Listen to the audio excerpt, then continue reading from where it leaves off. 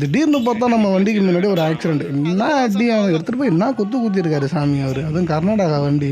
சுத்தமாக நான் எதிர்பார்க்கவே இல்லை. நான் என் சகல பையன் மலைக்கு போகிறோம். என் சகலோட பையனுக்கு ஃபஸ்ட்டு வருஷம் இது. அங்கே தான் அமெரிக்காவுக்கு போகிற மாதிரி என் குடும்பமே சேர்த்து எங்களை வழி அனுப்பிச்சிட்ருக்காங்க. அப்புறம் ஒரே ஜாலியாக தான் இருக்கார். நாங்கள் போனது கவர்மெண்ட் பஸ், அதாவது நம்மளோட எஸ்சிடி பஸ்ஸில் பம்பைக்கு. வந்த உடனே சீட்டை பிடிச்சிக்கிட்டாரு கன்னிசாமி. உக்காந்துட்டு சும்மா சுற்றி பார்த்தாரு. உடனே தூக்கம் அவருக்கு. அவ்வளோதான், தூங்கிக்கிட்டே இருந்தார்.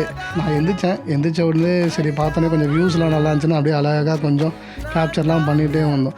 திடீர்னு பார்த்தா நம்ம வண்டிக்கு முன்னாடி ஒரு ஆக்சிடென்ட். என்ன அடி, அவன் எடுத்துகிட்டு போய் என்ன குத்திருக்காரு சாமி அவர். அதுவும் கர்நாடகா வண்டி. சுத்தமாக நான் எதிர்பார்க்கவே இல்லை. அதுலேருந்து ஒரு 4 பேர் இருந்தாங்க. ஆனால் அவங்களுக்கு யாருக்கும் எதுவும் ஆகலை. அதான் வண்டி ஓட்டும்போது கொஞ்சம் பார்த்து ஓட்டுங்க. தூங்கினோன்னா கொஞ்சம் தூங்கிட்டு கூட எந்திரிச்சு போங்க, அது பிரச்சனை கிடையாது. அப்புறம் அந்த ஒரு மணி நேரம் ட்ராவல்லாம் பண்ணி முடிச்சு அதெல்லாம் கொஞ்சம் கிளியர் பண்ணிவிட்டு அப்புறம் கிளம்பணும். ஃபஸ்ட்டு வருஷம் இவரை கூட்டிகிட்டு போகிறோன்னு போய் கொஞ்சம் ஃப்ரீயாக சாமி பார்க்கலான்னு பார்த்தா இருக்கிற வருஷத்தோட இந்த வருஷம் செம கூட்டம் சாமி.